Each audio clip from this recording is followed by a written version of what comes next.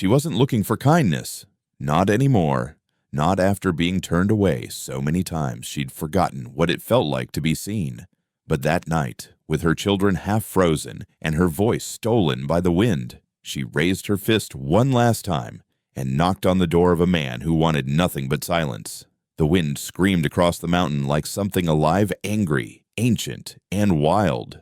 Snow wasn't falling anymore. It was cutting sideways, slashing at her cheeks and blinding her path. Everything had turned white hours ago. No road, no trees, no sense of where they were, only the desperate rhythm of her boots against packed ice and the burning fire in her legs that said she had to keep going.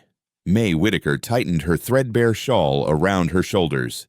It did little to stop the cold from digging into her bones. Every step sent a ripple of pain up her spine, but she refused to stop. Not with her children still behind her. Caleb, just 10, walked ahead now, jaw clenched, trying to be brave for his sisters. He didn't say a word. He hadn't for over an hour.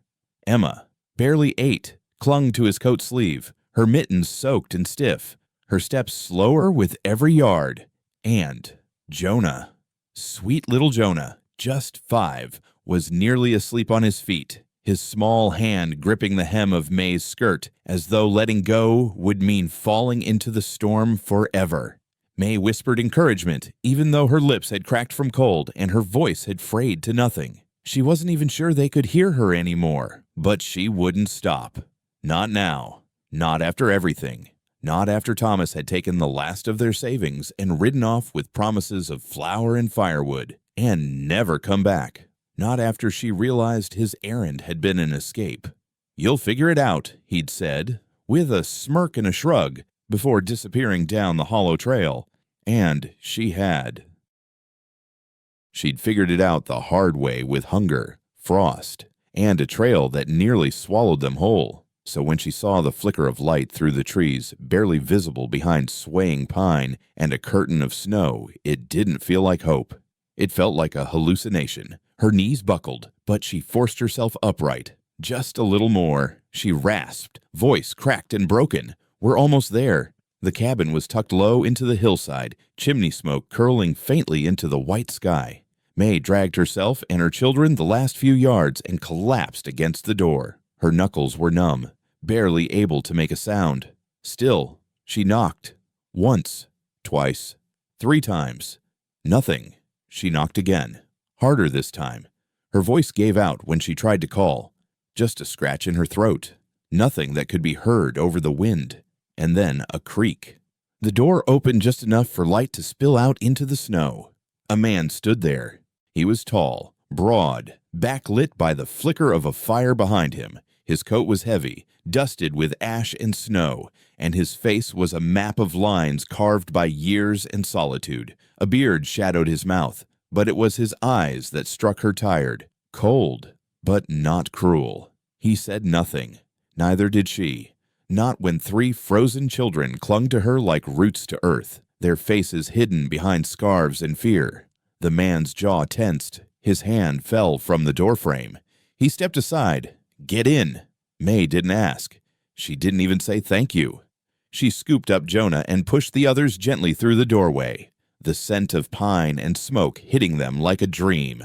The door slammed shut behind them, cutting off the wind's scream. It was warmer than she'd imagined, too warm, too sudden. It made her knees tremble. "Sit," the man said, dragging chairs toward the fire. May helped her children unwrap themselves.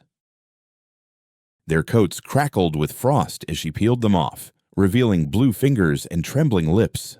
Jonah curled into her lap and didn't let go. Caleb sat stiffly beside the fire, not saying a word. Emma reached for May's hand and didn't release it. The man disappeared into another room. When he returned, he carried thick wool blankets and a rusted kettle. He poured steaming water into mismatched mugs and handed them out, one by one. "Ain't much," he said, voice rough like gravel. "But it'll warm you." May took the mug. Her hands shook around it. She looked at him properly now.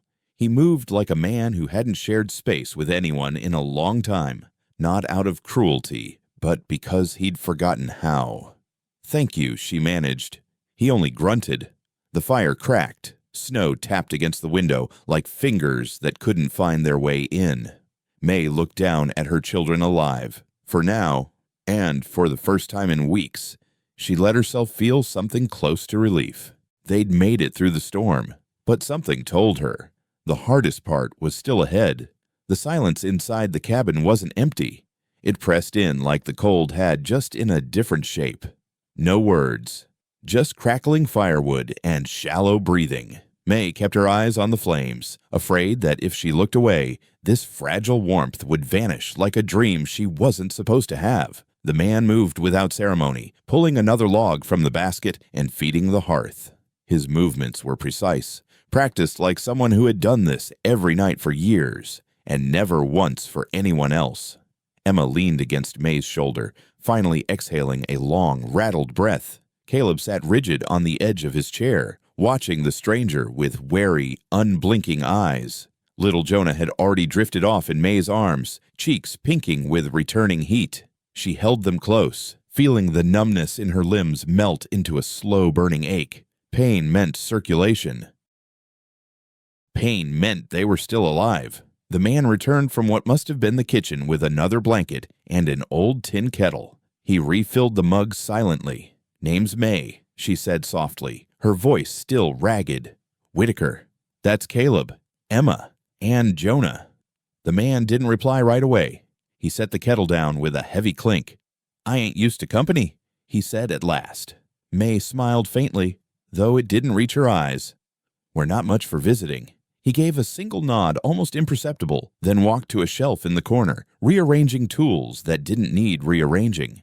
The fire hissed behind her. She looked around for the first time. The cabin was spare, but not neglected. Tools lined one wall in clean order. A narrow bed sat in the corner, unmade but clean. A table scarred by years of use stood at the center, its surface swept bare. Everything had its place. Everything had function. There was no softness, no family here, until now. "You come far?" the man asked suddenly, without turning around. May hesitated. Her fingers ran absently through Jonah's damp hair. "3 days on foot," she answered. "Our wagon broke south of Bitter Ridge. Snow came fast. We had to move or freeze." The man turned then, leaning against the edge of the table, arms crossed. "Why'd you leave?" he asked, not unkind, but plain, like asking what time it was. May looked down. Emma had fallen asleep too, her head against her brother's shoulder.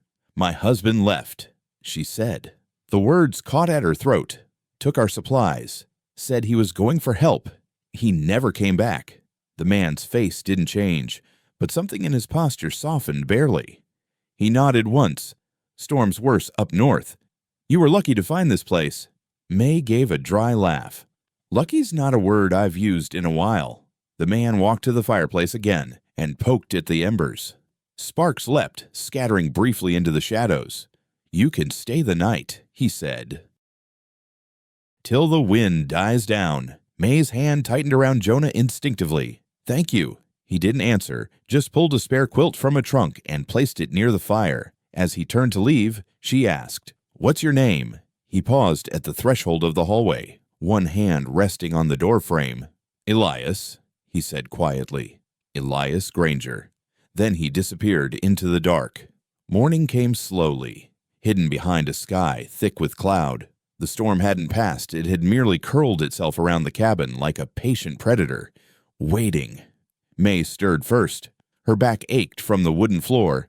The fire had burned low. She sat up carefully, her body protesting every movement, and looked at her children. They were warm, still breathing, still hers. She rose and tucked the blanket around them tighter before stepping quietly toward the door. She pushed it open and was greeted by a wall of cold air, but also the sound of metal on wood. Elias was outside, splitting kindling with measured swings. The axe in his hands moved like an extension of his body. Snow clung to his shoulders, but he paid it no mind. May stepped out beside him, wrapping her shawl tightly across her chest.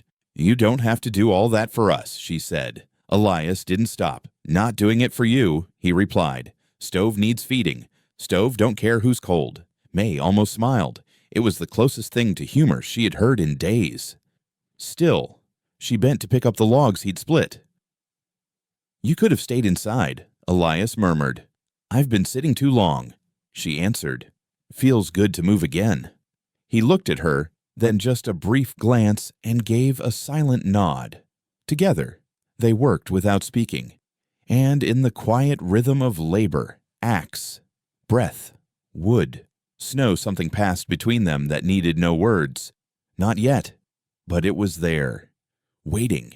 The days that followed were stitched together in small, wordless mercies. The storm never quite left, but neither did the warmth of Elias's hearth, and that alone felt like defiance. May moved about the cabin with a kind of quiet rhythm, as if afraid to disturb the delicate balance that had settled over their temporary refuge. Her children slept deeper now. They ate slowly but gratefully. They laughed softly, as if laughter was something to be relearned.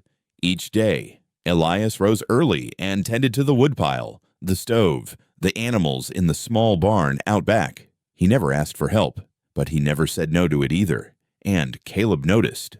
The boy had Elias's quiet eyes watchful, wary.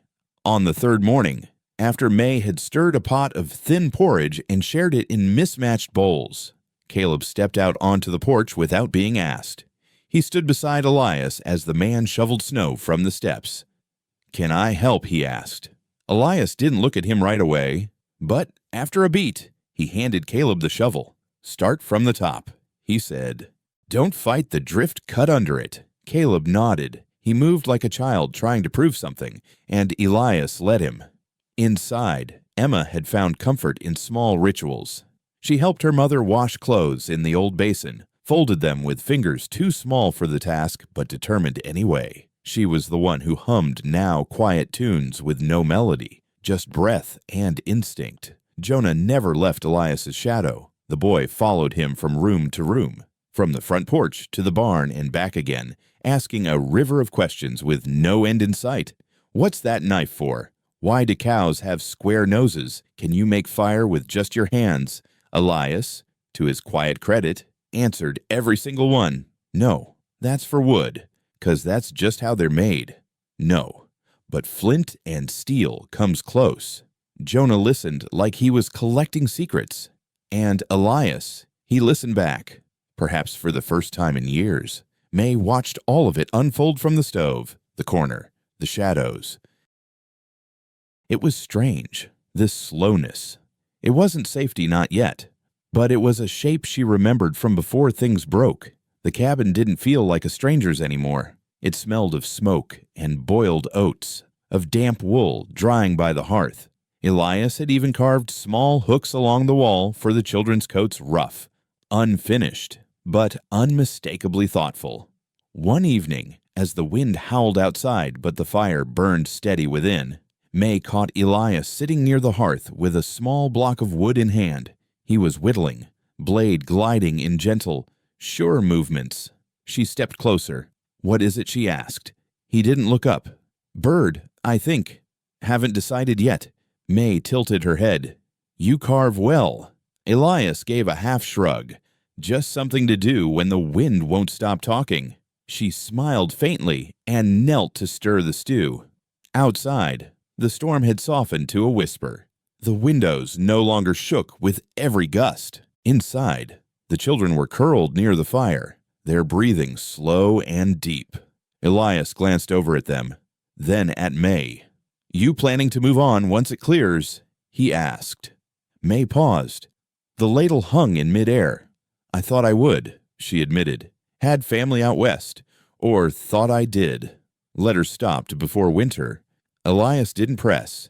He just nodded, as if he'd heard it all before. "You ain't the first to come through thinking west held all the answers," he murmured. "Most times, it just holds more questions."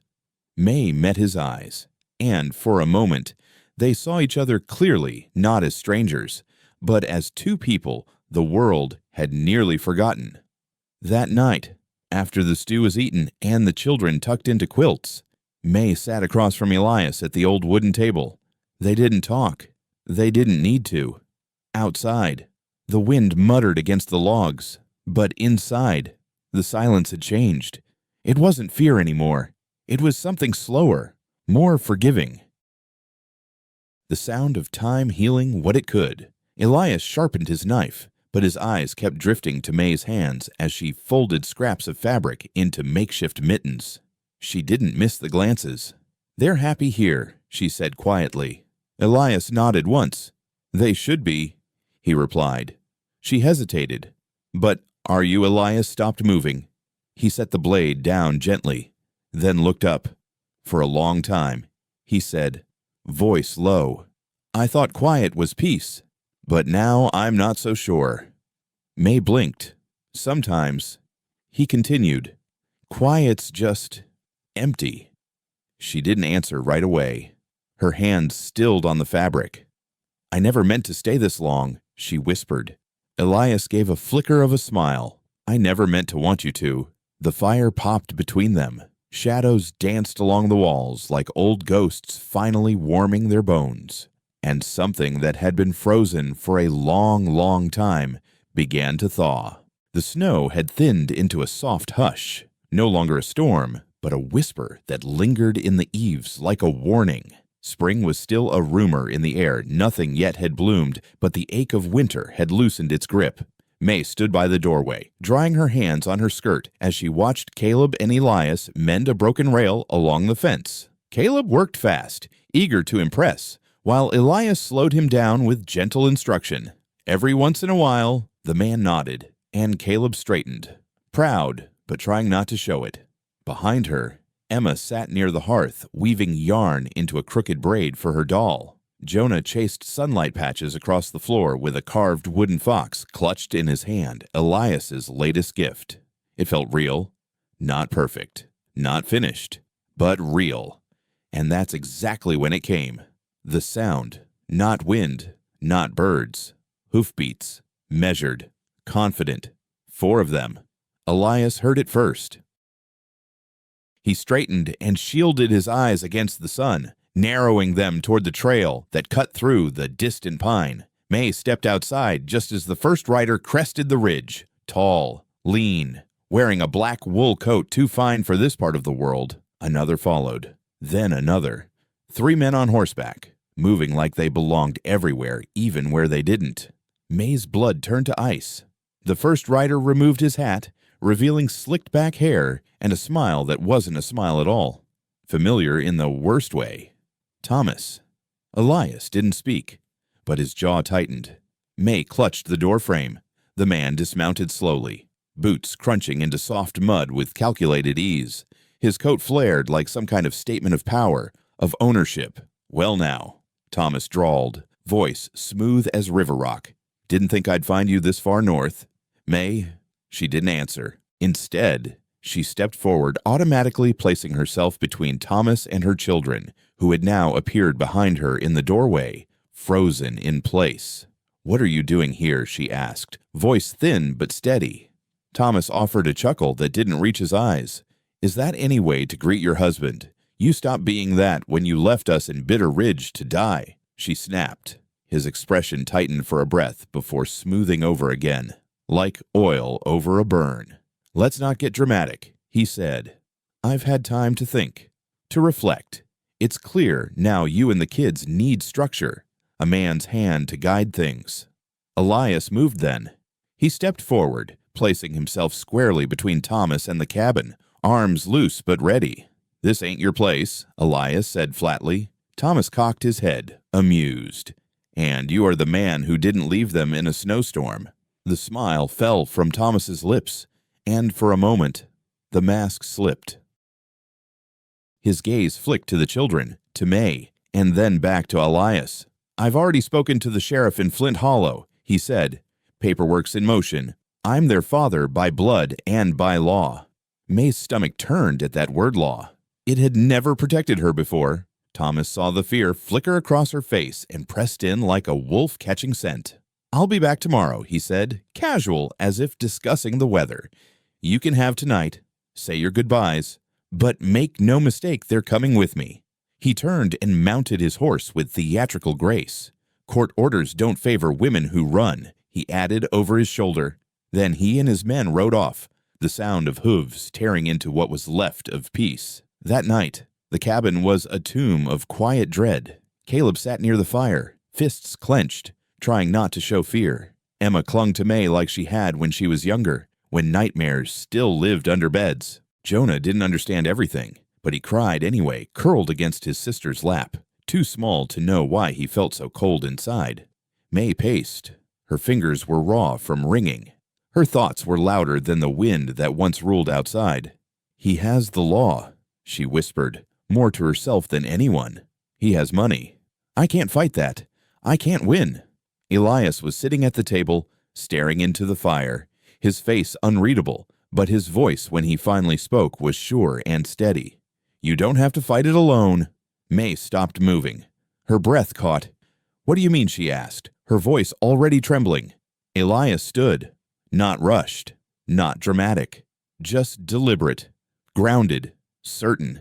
"I've seen men like him before. They hide behind paper, threats, think that makes them untouchable. But this place, these people, they've seen what you've done, what you are." He stepped closer. His shadow fell beside hers, not over it. "He's counting on scaring you into silence," Elias said. "But we won't be quiet." May's eyes filled. "And if he forces it, if the law takes them," Elias didn't hesitate, "then he'll have to take them from my hands." The fire cracked loudly, flames leaping like something alive. May looked at him, really looked. There was no hero standing before her, no savior, just a man who had made a choice. "You'd do that," she whispered. "For family," Elias said. "I'd do more." This time, May didn't cry. She just stepped forward and placed her hand on his arm. "Then we stand together." Outside, the wind stirred in the trees again, but this time it didn't sound like fear. It sounded like a warning. The next morning rose cold and sharp, the sky painted in brittle shades of gray. It should have felt like the start of something new, but to May, it felt more like the eye of a storm that hadn't finished spinning. Inside the cabin, everything moved slowly, too carefully. She dressed the children in their warmest layers, braiding Emma's hair with fingers that trembled despite her efforts. Her words were calm. Her tone was steady. But fear gnawed at the corners of every silence. "You're not going anywhere," May whispered to them, brushing a curl from Jonah's cheek.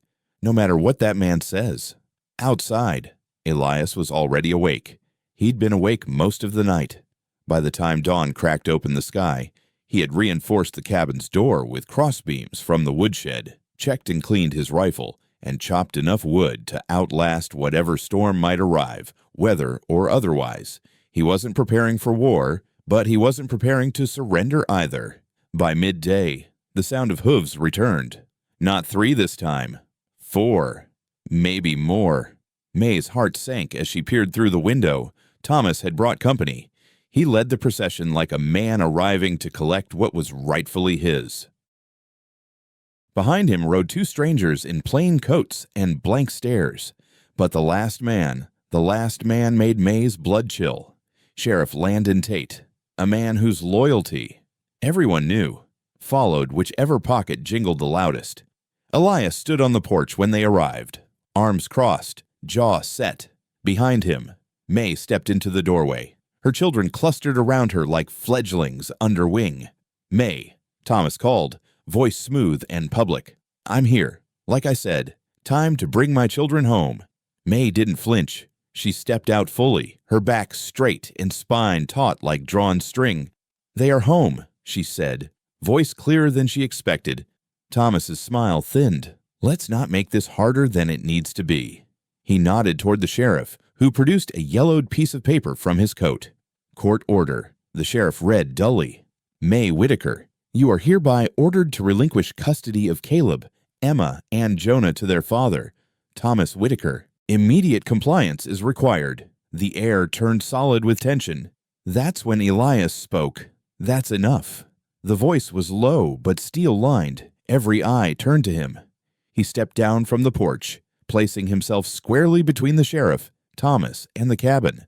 "I know what you are, Whitaker," Elias said evenly. "A man who left his family to freeze. A man who sees people as things." He looked to the sheriff, but not here. Not anymore. Thomas scoffed. You don't get a say in this. Granger. The law does. Elias didn't blink.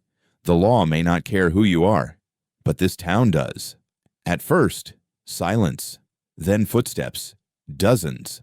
From behind the tree line, figures emerged one by one. Mrs. Dalton from the chapel, Old Reed, the wheelwright, Doc Harris, the baker, Pastor Sims, and, behind them, more. People who'd seen May trudging through snow with nothing but fire in her eyes. People who'd watched Elias become something steadier because of the family that had quietly bloomed inside his cabin. One by one, they lined up beside Elias. We stand with her, said Mrs. Dalton, arms folded tight beneath her shawl. She saved those children, Doc Harris added, when no one else would. Thomas's face twitched. This isn't your business, he snapped. It is now. Elias said, calm as ever. The sheriff shifted, uncomfortable. The kind of man who didn't like having to pick sides unless money was involved.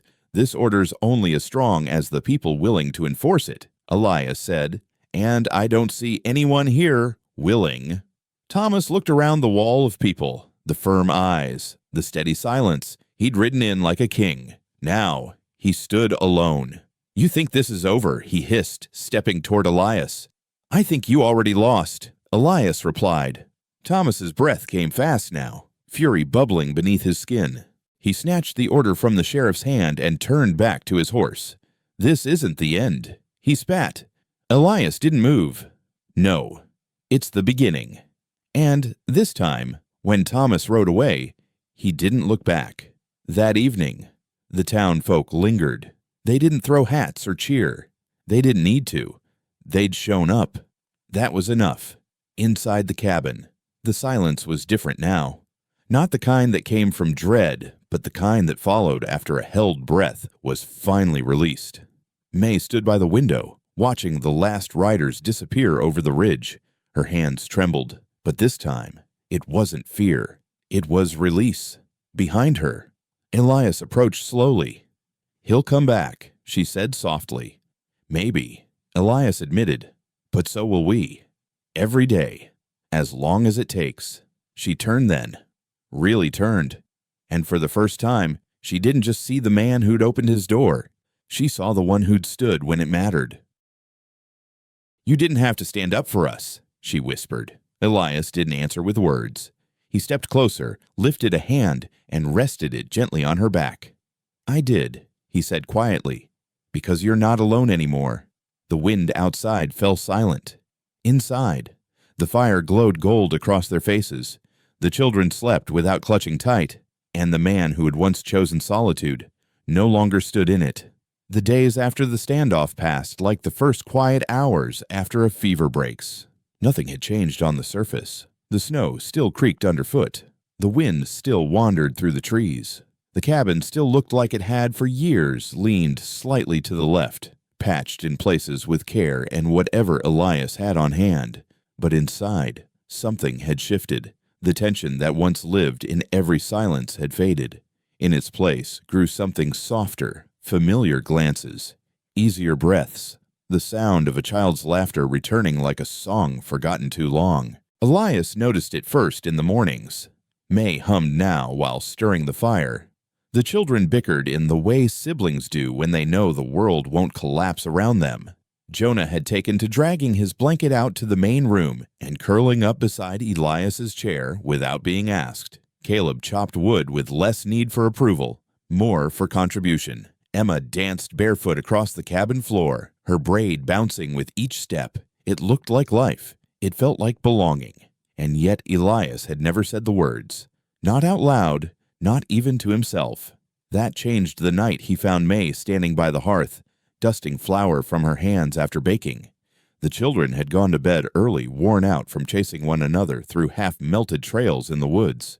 The fire crackled low. Elias sat nearby, his carving knife idle in his hand, eyes drawn toward her more than the wood. They're happy here, May said softly. Elias nodded once, almost to himself.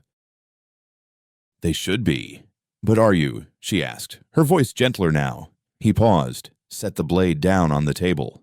For a long time, he said, voice low and thick with something unspoken, this place was quiet because I wanted it to be. I thought peace meant silence. No mess. No wait. May didn't interrupt. She just listened like he'd done for her. But then you came.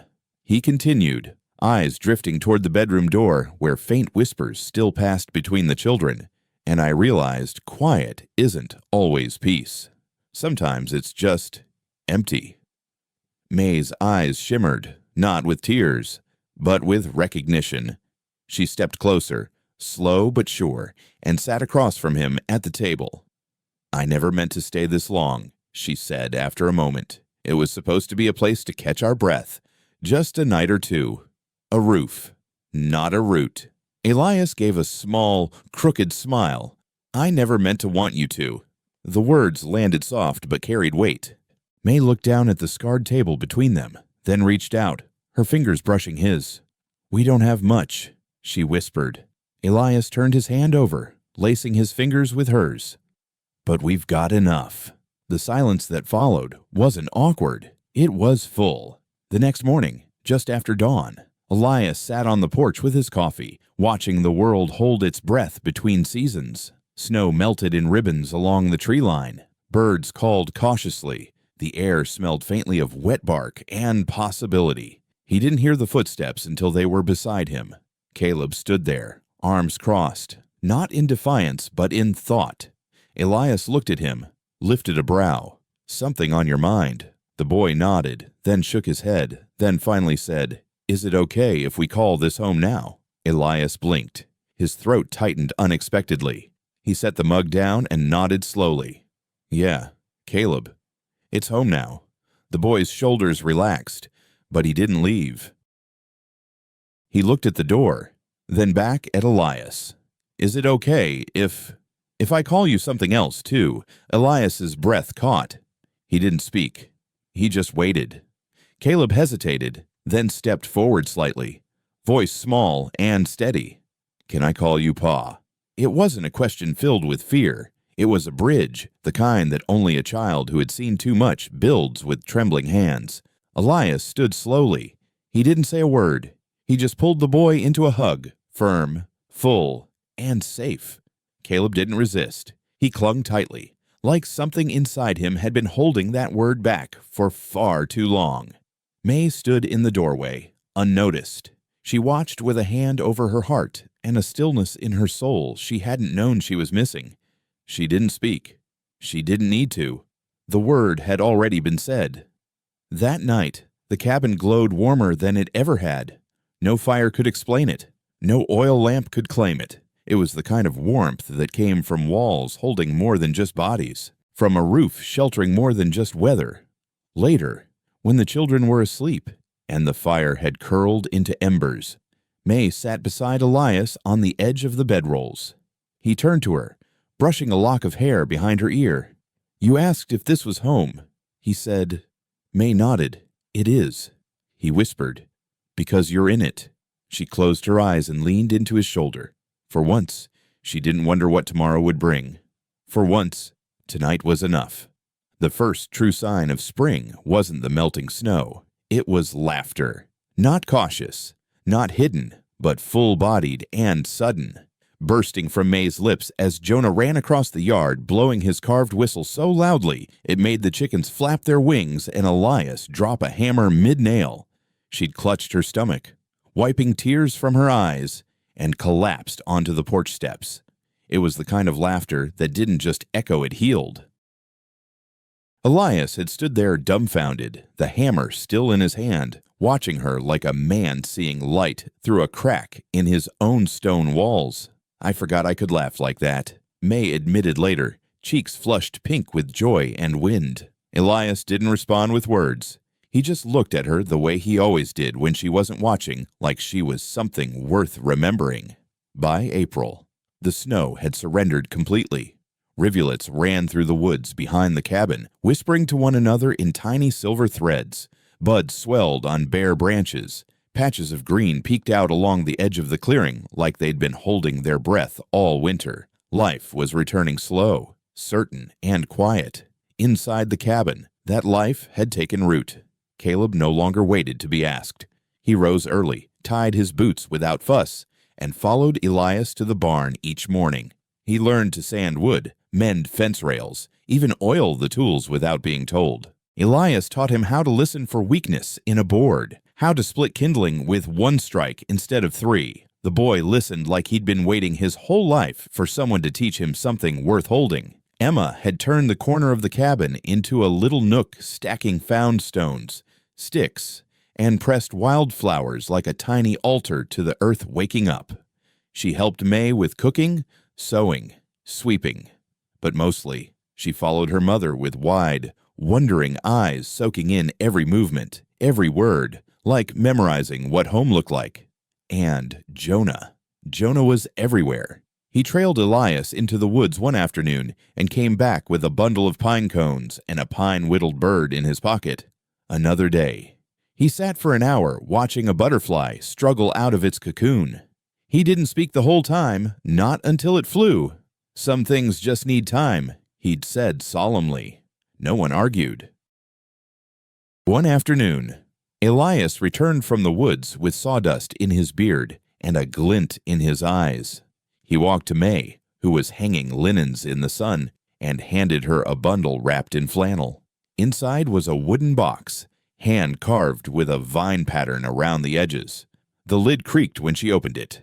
Inside, nestled in flannel, were smaller carvings, a fox for Jonah, a feather for Emma, a compass for Caleb, and for May, a heart.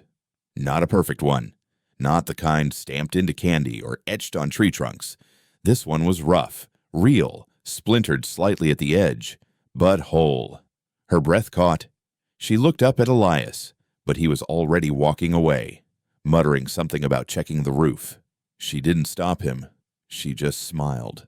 That evening, they ate stew by the open window, the air warm and filled with the buzz of returning life. Fireflies blinked across the yard. Jonah chased them barefoot while Emma made daisy chains for the porch railing. Caleb sat beside Elias, sharpening a blade with careful strokes. He no longer looked like a boy who braced for the next thing to fall apart. He looked like someone learning how to build. May watched it all and felt something swell in her chest. Not pride, not relief, something closer to joy. She rose quietly and crossed the room, stopping just behind Elias. "You've changed," she said softly. Elias glanced up, amused. "Gray hairs'll do that." She chuckled, then shook her head. "Not outside." He paused. His eyes flicked toward the window, to the children, then back to her. "So have you," he said. May nodded. "I used to count days by survival. Now, I forget to count them at all." Elias set the knife down and turned fully to face her. "Is that a good thing?" May stepped closer. "I think it's the best thing." He didn't say anything for a long while, but he didn't need to. His hand reached out slow, certain, and brushed a loose strand of hair behind her ear.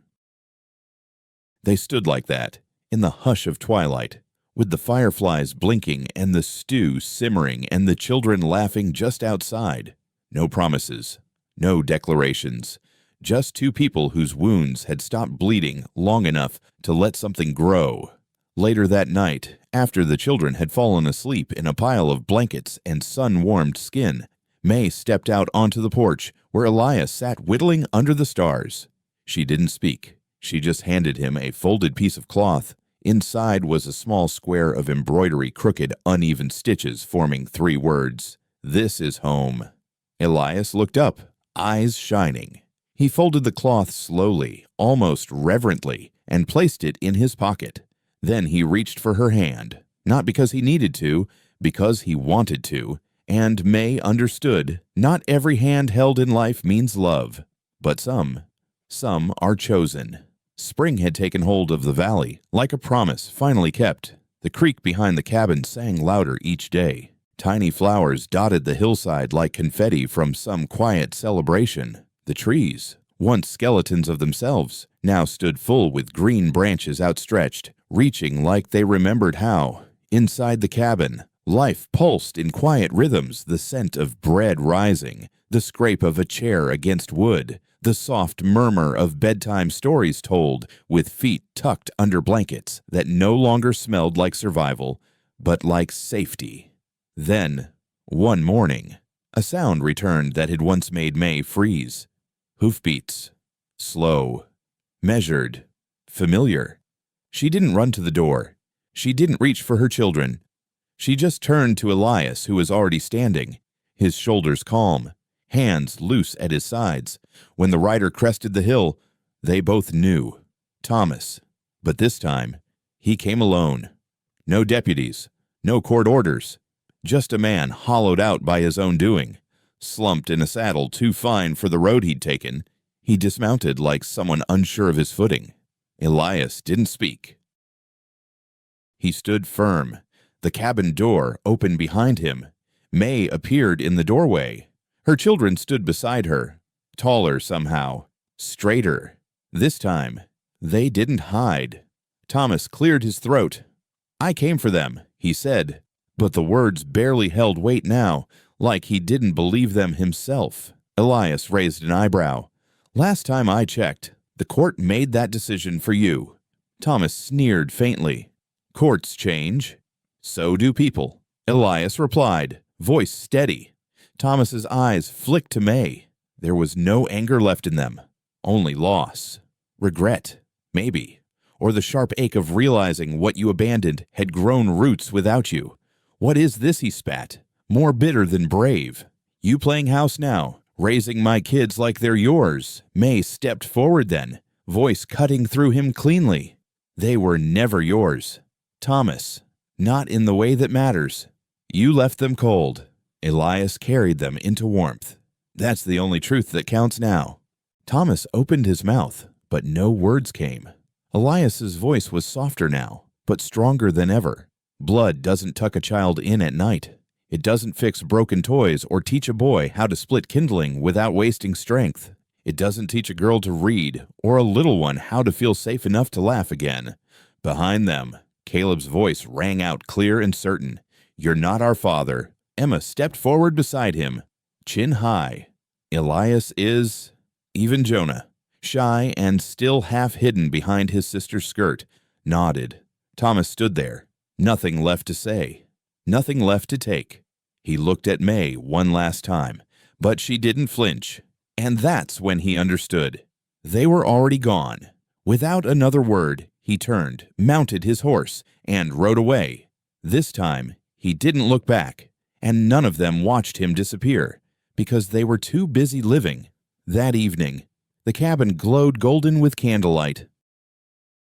The scent of stew drifted from the stove, and Caleb helped set the table without being asked. Emma lined wildflowers on the windowsill. Jonah placed Elias's carved fox beside the hearth like a guardian. After dinner, when the children had drifted into sleep, May stood near the fire, arms folded as she watched Elias whittle something new, something slow, careful, shaped with patience. He looked up at her, and without needing to ask, she crossed the room and sat beside him. "I meant what I said. You know," she whispered. "This is home. Not because it's quiet or warm or safe, but because you're in it. Because we're in it. Together." Elias placed the carving down a tiny bird in flight and took her hands in his. "I didn't know how much I needed all of you," he admitted. "I thought I was finished.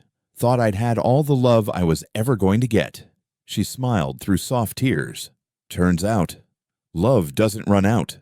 "No," he said. "It just needs a place to land." May leaned into him then, forehead against his chest, arms wrapped around him not because she was afraid, but because she never wanted to let go. Outside, the last snow melted quietly into the roots of the land. And inside, where once there had only been silence and scars, there now lived something softer, something stronger, a family, chosen, a home, built with time and tenderness, and love shaped not by fate, but by choice. Sometimes, the family that saves us isn't the one we're born into. It's the one that opens the door when we're cold and doesn't ask questions. It's the people who show up not with promises, but with firewood, not with perfect answers, but with warm food and a quiet place to rest. Love isn't loud. It's not always wrapped in grand gestures. Sometimes it looks like a man fixing a fence in silence. Sometimes it sounds like a child asking, "Can I call you Pai?" And sometimes it's just a door that opens when no one else would. So, tell us who's the one that opened the door for you. Share your story in the comments below. You never know who needs to hear it today. And if this story touched your heart, don't forget to like, subscribe, and tap the bell so you never miss another tale that heals. Here, we believe in stories that warm you from the inside out. Welcome home.